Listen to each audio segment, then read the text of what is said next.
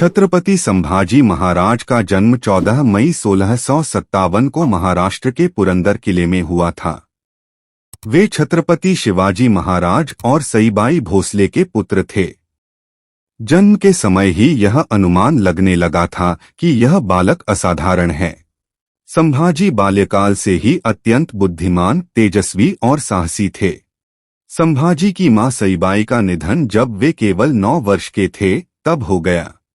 उनकी परवरिश मुख्य रूप से उनकी दादी जीजाबाई और पिता शिवाजी महाराज ने की। उन्हें श्रेष्ठ संस्कार, राजनीति, युद्धकला और अनेक भाषाओं की शिक्षा मिली।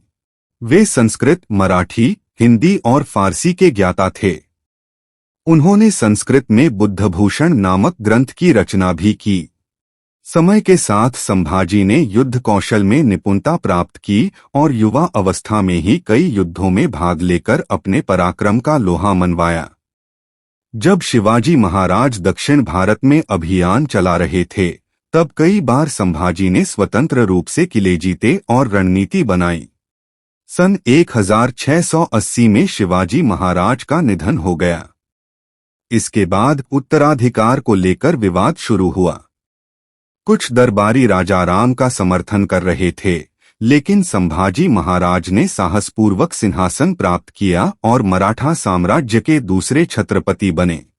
संभाजी महाराज का शासनकाल निरंतर संघर्षों से भरा रहा।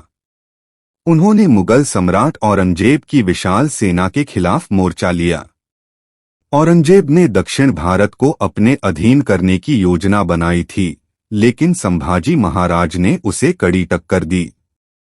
उन्होंने पुर्तगालियों, अंग्रेजों और सिद्धियों से भी युद्ध किया और उनके अत्याचारों का सामना किया। संभाजी महाराज ने अपने शासनकाल में लगभग 120 युद्ध लड़े और उनमें से अधिकतर में विजय प्राप्त की। वे एक अत्यंत कुशल योद्धा, रणनीतिकार और नेतृत्वकर्ता थे। उन्होंने अपने शासन में जनता के हितों का ध्यान रखा और धर्म की रक्षा को सर्वोपरि माना। सन 1689 में संभाजी महाराज को गद्दार गणोजी शिर्के और मुगलों की मिलीभगत से गिरफ्तार कर लिया गया।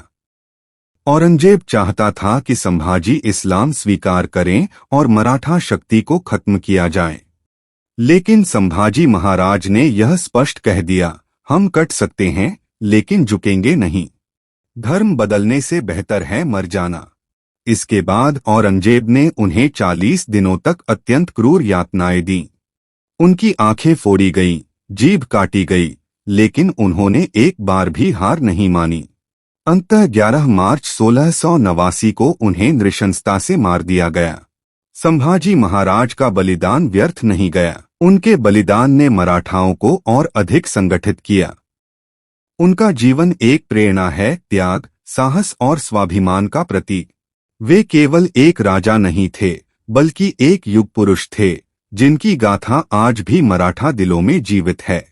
यह कहानी हमें सिखाती है कि धर्म, देश और सम्मान की रक्षा के लिए कोई भी कीमत छोटी होती है, और वीर संभाजी महाराज ने इसका जीवंत उदाहरण प्रस्तुत किया।